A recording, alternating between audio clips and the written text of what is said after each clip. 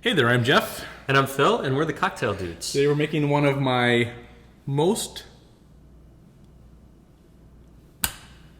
How do you say most drunk? Most drank? Most drank? Most drunken? Imbibed? No, you say, this is the cocktail I drink most frequently. Yes. This is my most frequently... No, you gotta say it the other way. What? It sounds funny if you say it. Because it is drunk. It's Drunk? my most frequently drunk drink. Drunk, drank. Drunk, drank. It's like, okay, if someone is like out there in the lake and he goes underwater, how did he die? Yeah, I drowned. Drowned or drowned? Oh, I don't know. Or did he done drowned? No, he drowned. He done drowned. he done drowned. That guy there done drowned. All right. I think we're drinking too much bourbon. Okay, let's begin again. All right. Hey, I'm Jeff. And I'm Phil, and we're the Cocktail Dudes. Today we're making my most frequently drowned drink. Today we're making the cocktail I make for myself the most often. Me too. The Manhattan. Mm-hmm. Usually I make this when I'm at home with Jackie at night. If I'm lazy, I'll just go grab a bottle of whiskey and pour it in the glass and drink it. Because that's the most simple thing to do.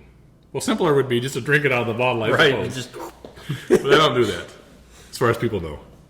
But this is my favorite drink, and I'll make it frequently, when I want to relax at home, have a nice sophisticated cocktail. Yep. This is a classic. Some say it originated in the 1880s at the Manhattan Club in New York. That's not true. Mm-mm. It probably originated, well, it's like most things, it's a little murky. Yep. But it probably originated down the street in New York about 2 decades earlier in the 1860s. But this is a great drink. Bourbon or rye, sweet vermouth, and some orange bitters. Yeah, you can. This drink is really good because it's different every time you have it. If you're using different kind of bourbons, right? If you're doing bourbon for a while and then you do a rye, it'll be a little bit more spicy with the rye. Yeah. Also, if you're from Milwaukee, and especially if you're German, you're probably going to be using brandy instead of a lot of brandy Manhattans whiskey, up here in the cheese belt. I remember the first cocktail I ever had was a Manhattan. Yeah? Yep. It was with my grandpa. It was at one of my cousin's weddings. We're sitting there, and one of my aunts says, to my grandpa, what do you want? He's like, I'll have a Manhattan. He's like, get the kid one, too. I was old enough to drink, but he still called me a kid. And it was amazing. He had like 3. I had 3. I was wasted. He was still fine. And that taught you there. You've got to train. Yep. People train through the Olympics.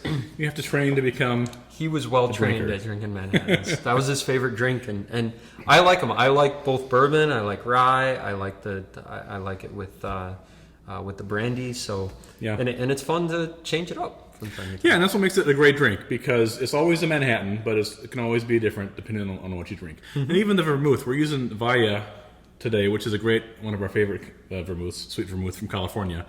But when this bottle is empty, we'll switch to the next one in the cabinet, right, and open that and use that until it's gone.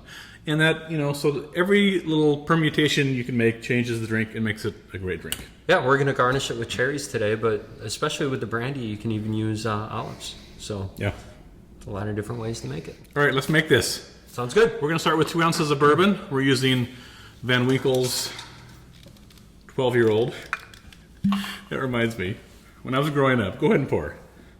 My dad in his office had a picture of his graduating class. It was like it's 8x10 photo. Had a picture of everybody in his class. I don't know what year it was, probably the 60s.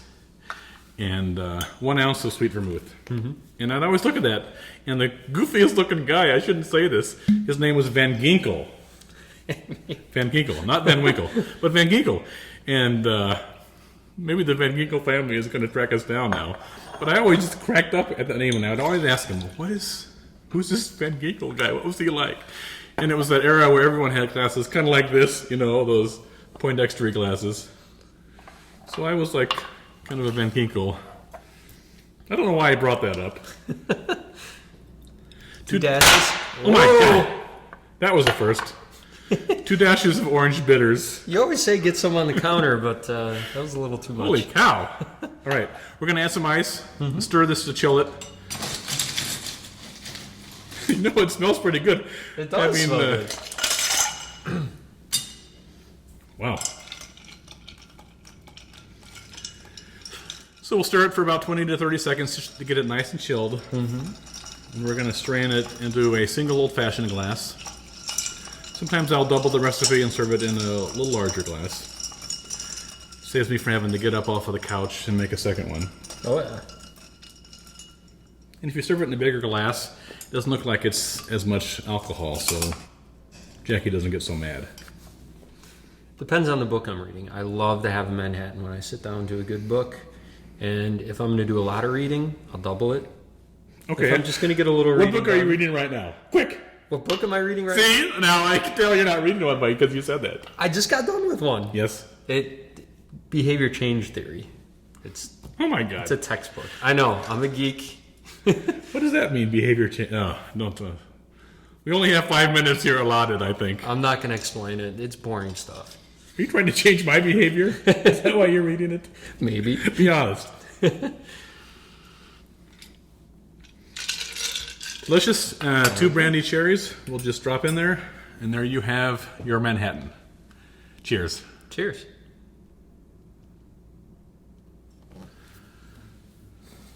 All right, that could be one of the most wackiest videos ever.